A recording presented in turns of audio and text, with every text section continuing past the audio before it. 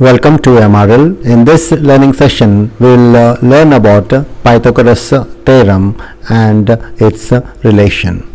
Now, the Pythagoras Theorem states that in a right-angled triangle, the square of the hypotenuse is equal to the sum of the squares of the other two sides. Now, what is the meaning of this theorem? Now you are given a triangle ABC. You are given a triangle ABC in which AB is equal to the length of AB is C, the length of BC is A, and the length of AC is B. And angle ACB is equal to 90 degrees. Now the theorem states that the square of the hypotenuse, AB is the hypotenuse, the square of the hypotenuse is equal to the sum of the squares of the sides BC and AC. That means AB square is equal to BC square plus AC square, or C square is equal to A square plus B square. Now let us understand this in more detail. Now if we construct a square AB on the side AB, if we construct a square on the side AB, also a square on the side BC, and also a square on the side AC. Now the area of the square A3 here, that is on the hypotenuse, is C square, because the area of a square is side into side, therefore it is C into C square. The area of the square A1 is A square, and the area of the square A2 is B square.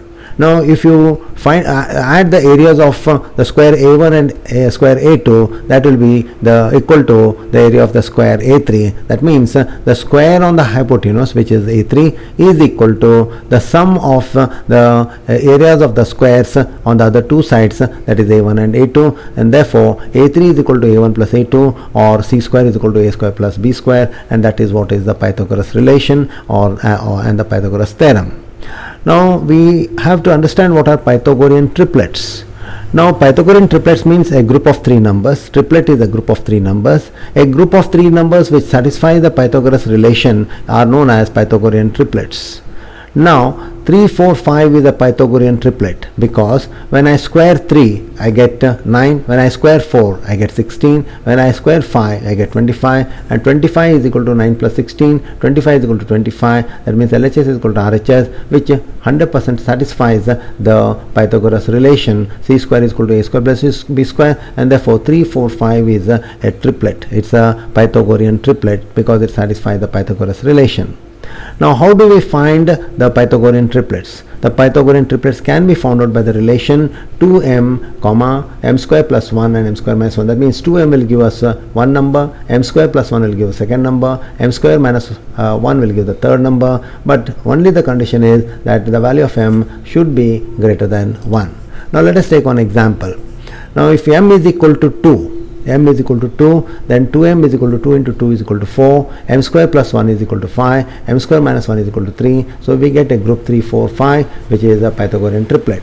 Let us take m is equal to 3, 2m is equal to 6, m square plus 1 is equal to 10, m square minus 1 is equal to 8. Again we get a triplet 6, 8, 10. So like that, by putting the values of m as 2, 3, 4, 5 and so on, we get infinite number of triplets, Pythagorean triplets. Remember that.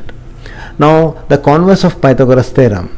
The converse of Pythagoras theorem states that in a triangle, any triangle rather, in a triangle, if the square of one side is equal to the sum of the squares of the other two sides, then the triangle is a right triangle. That means in a triangle, if the square of one side is equal to the sum of the squares of the other two sides, then it is a right angle triangle, and also the angle included between the other two sides is 90 degrees. Rather, the angle opposite to the longest side is 90 degrees, and it is a right angled triangle. So please remember, so that is what is the converse of Pythagoras theorem.